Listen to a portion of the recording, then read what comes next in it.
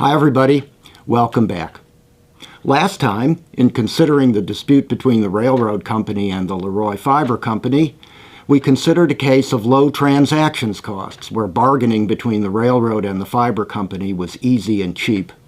In such a circumstance, we saw the Coase theorem applied, and it didn't matter to whom the court originally gave the property right to throw sparks in the near area of LeRoy's yard, that bargaining between the railroad and LeRoy would move that right to its highest valuing owner, in this case the railroad, and the only difference that would be created in the decision of the case for one side or the other would be the distribution of money between LeRoy and the railroad company.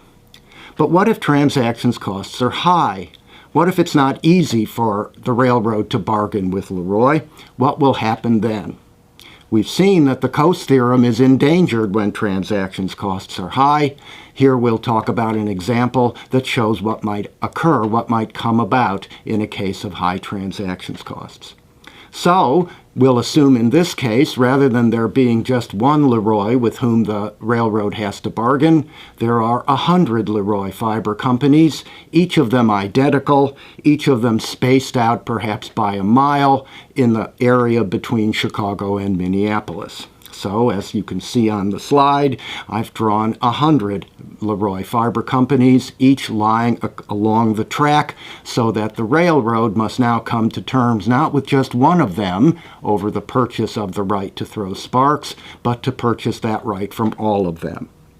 We'll start off with a couple of assumptions, beginning with the assumption that, in order to create the need for transactions, we'll assume that a court has already given the property right to throw sparks in the near area of each of the 100 LeRoy's yards to the LeRoy companies themselves. That means that if the railroad is going to come to terms with the LeRoy companies, it must buy the right to throw sparks into the near area of each of their yards. So we'll start with a couple of other assumptions. The first of these assumptions is that for each of the 100 LeRoys along the way, the same values exist between the railroad and the LeRoy companies as existed in our earlier example. That is, for each of the LeRoy fiber companies along the line, the LeRoy companies value the property right to have sparks thrown on the near area of their yards at $1,000, and the railroad places a value on each of those 100 property rights of $5,000 for each of them. And we'll assume again that all of the LeRoys are identical, and these values characterize every potential transaction between the railroad and the LeRoys. So, as you can see, the total value to the railroad of having the property right to throw sparks in all 100 of the LeRoy yards is $500,000, and the total value of the property rights to the LeRoy companies taken together is $100,000, and thus, obviously, the railroad is the higher valuing owner of all of these rights, and if bargaining were free, it would get those rights through transactions with the LeRoy companies one at a time. Let's, however, make a second assumption which really adds the complicating feature to the problem. Let's assume, either for legal reasons or for technical reasons, that the railroad cannot divert its track around individual recalcitrant LeRoy companies. That is, if one LeRoy company fails to come to terms with the railroad has no option to simply avoid that LeRoy company's yard after having come to terms with all of the other LeRoys. We'll say either that the railroad has no technical ability to do this, or for some reason or other there is some legal impediment to their doing this. This means that the railroad must come to terms with all 100 of the LeRoy companies, or indeed it can't do business at all. So the success of the project, under this assumption, requires LeRoy to successfully complete a transaction for the relevant property rights with each and every one of the LeRoys, and if it fails to come to terms with any of the LeRoys, the whole project will need to be scrapped. My friend, the economist Thomas Maselli, has coined the term assembler to describe the situation which the railroad finds itself in, and in real life there are many people who find themselves in a similar position of being an assembler. Indeed, later in the course, we'll talk a little bit about eminent domain, and eminent domain is primarily a response to the problem that we're talking about now, where a developer typically needs to purchase property from very large numbers of people, but must have the property of each of those people in order to complete the project. What this means in our LeRoy example is that each LeRoy company is a monopolist. That is, each of them has a property right that the railroad needs to buy, and the railroad can't proceed with its project until it comes to terms with the particular LeRoys that hold the property rights that it needs. There's nobody else from whom the railroad can buy those property rights. It must deal with these LeRoys or with no one.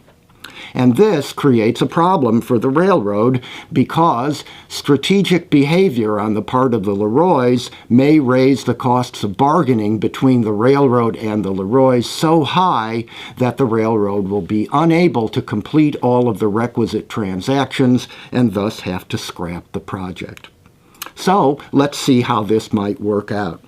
Suppose, once again, we imagine all of those LeRoy fiber companies lined up along the right-of-way, one after the other.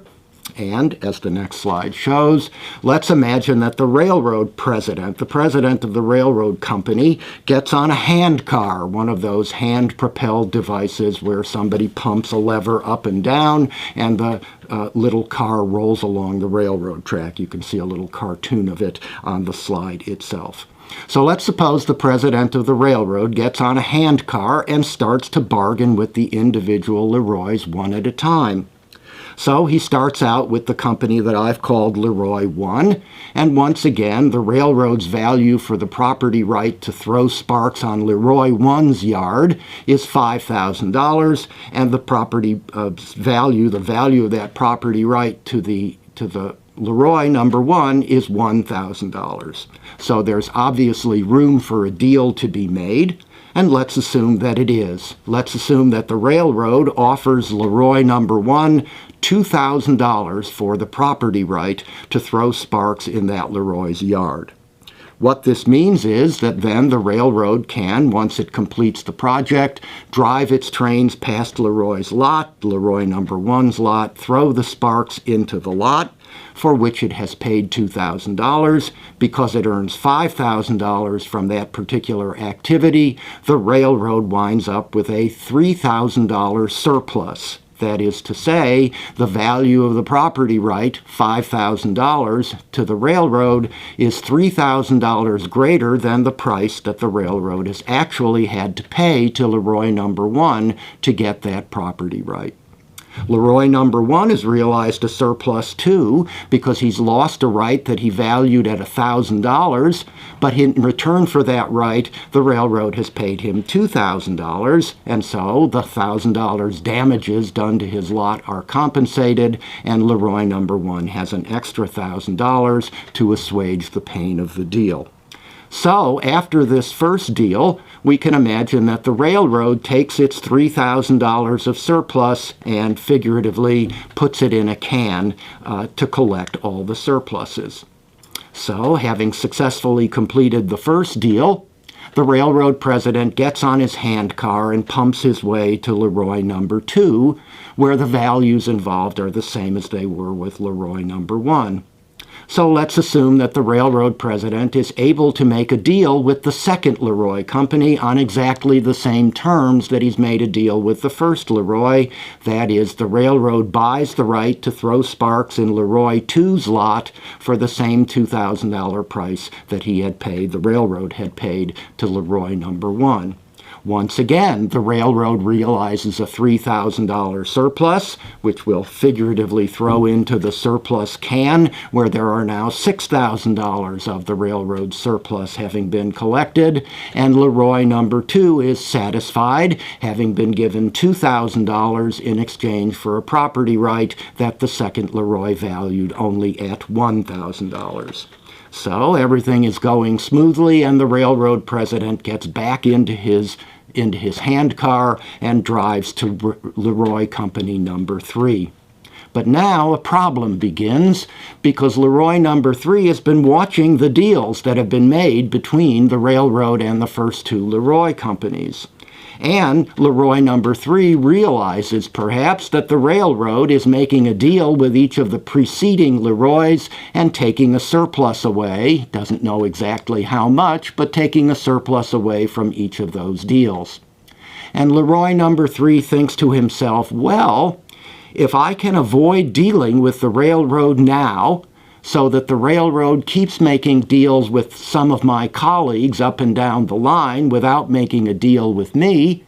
then with each of those deals, the railroad will have thrown a little bit of its surplus into a little bit of the price into the can to create the surplus, and the surplus gets bigger and bigger and bigger. Since the railroad needs to get the property rights from all 100 of the LeRoys, those LeRoys which have held out and which haven't sold their property rights to the railroad are now in a position to be able to bargain over that large surplus that the railroad has been throwing into the can. In principle, LeRoy number 3 would like to be LeRoy number 100, in which case all 99 of the other LeRoys will have made a deal, perhaps for $2,000, which would leave a huge surplus in the railroad's can available to be bargained over with LeRoy number 100. The hope of LeRoy number 100 is that the railroad, being so close to the completion of all 100 deals, and thus to the success of its railroad project, will be induced by the situation to meet LeRoy number 100's demands and pay a much greater amount than the $2,000 the railroad has paid to all of the previous LeRoys to this last LeRoy who is holding out. Each LeRoy thus has an incentive, on recognizing this situation, to withhold or conceal the information that it has about its own true valuation of the property right to throw sparks in its own yard. If some of the LeRoys simply lie to the railroad company and say, well, no, the value that we place on that property right is not just $1,000, as our colleagues earlier in the line have agreed, we believe that the property right is worth $3,000 or $5,000 or $10,000 to us, and we won't sell that property right to you until you pay us the price that we're asking. Every LeRoy has a similar incentive to be the last LeRoy to come to terms with the railroad, because the last LeRoy who comes to terms with the railroad will have the opportunity to bargain over a much larger surplus than that LeRoy would have been able to bargain over had the LeRoy come to a deal with the railroad somewhat earlier. Because all 100 of the LeRoy lots have the same incentive. As the railroad president moves his car from lot to lot to lot, each owner will tell the railroad company president to move on to the next LeRoy, make a deal with him, and when you've made a deal with all 99 of the other LeRoy companies, come back to me and make a deal with me. Since all of them are making the same claim and the same threat, as it were, to the railroad company, none of the deals in principle will take place, and a project which would have been in the best interests of both the railroad and, truthfully, each of the 100 LeRoy companies will be frustrated by the strategic behavior of the LeRoys, who are all trying to avoid making precisely the deal that would be in their self-interest because they're holding out for an even better deal. So, this is a variant of what economists call the hold-up problem. Every LeRoy has the incentive to be the last one to come to terms with the railroad, because if they're the last ones, then they're in a position to bargain over the largest surplus. And so, because of this incentive, every LeRoy tries to become the last LeRoy to bargain with the railroad, and so they all stall and refuse to bargain, and the railroad is unable to make any of the deals that it would have made and which would have been mutually beneficial, not just to the railroad, but to all of the LeRoys as well. What we've seen is that absent this holdup problem, the company could make a deal with each and every one of those LeRoys because each and every one of those LeRoys is a lower valuing owner of the relevant property right than the railroad is. But the holdup problem means that people have an incentive, the LeRoys have an incentive not to come to terms with the railroad until everybody else has come to terms with the railroad, which means that bargaining will not take place, and therefore those gains in economic value that could have been realized by the 100 separate transactions will not be undertaken. The transactions will not be undertaken, and so those gains in economic value will not be realized. So a decision for the railroad along Holmes's lines, that is to say, a decision that grants to the railroad a property right to throw sparks from carefully operated trains onto LeRoy's yard, makes all of the transactions that the railroad would have to undertake with the LeRoys, had the LeRoys been granted the property right initially, unnecessary. Because under Holmes's rule, the railroad, the higher valuing property owner, would have been given the property right in the first instance, and therefore no transaction, and therefore no attendant transactions costs, would be necessary in order to move those property rights from a lower valuing owner until the higher valuing owner. And so Posner, in this case, would agree with Holmes by saying if transactions costs created by the holdup problem are so large that the transactions that would be necessary to move property rights from the lower valuing LeRoys to the higher valuing railway would not be undertaken, then efficient allocation can only be realized if the court grants the relevant property right to throw sparks into the near area of LeRoy's yard to the railroad company.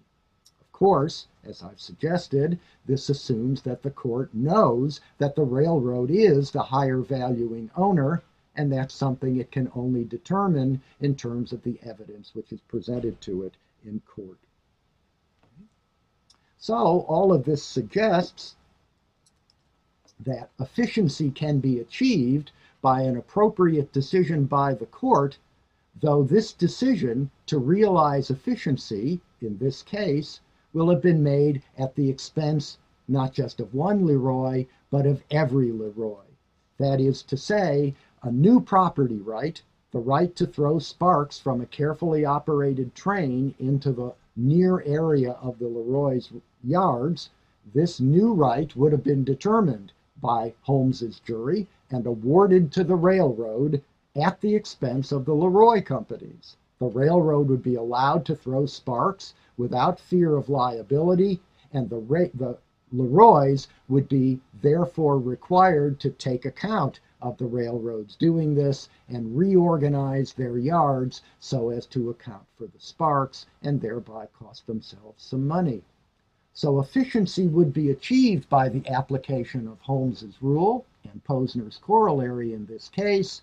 but it would be done perhaps at the expense of justice if we believe that justice required that the railroad buy the right from the LeRoys. If we sympathize with the LeRoys, if we think that justice requires that they have the right to profit from the railroad's tossing of sparks in their yard, then Holmes's rule would do an injustice. If, on the other hand, we believe that justice is not something that courts can do easily or fairly, that is, that justice can't be done in an unarbitrary way, then efficiency provides a standard on which all sides can agree if the court is correct in determining who the highest valuing property owner is. And so, Posner's corollary, as you can see, has great practical significance in the real world where transactions costs are high. Where transactions costs are high, Posner shows, efficient allocation of property rights can only be achieved if the higher valuing owner is given the property rights for free in the initial allocation by the court. But this may do distributional injustice by giving a property right to the higher valuing owner for free and thereby denying the lower valuing owner of the property right the opportunity to share in the profits or the value that will accrue to the higher valuing owner from that owner's possession of the property right itself.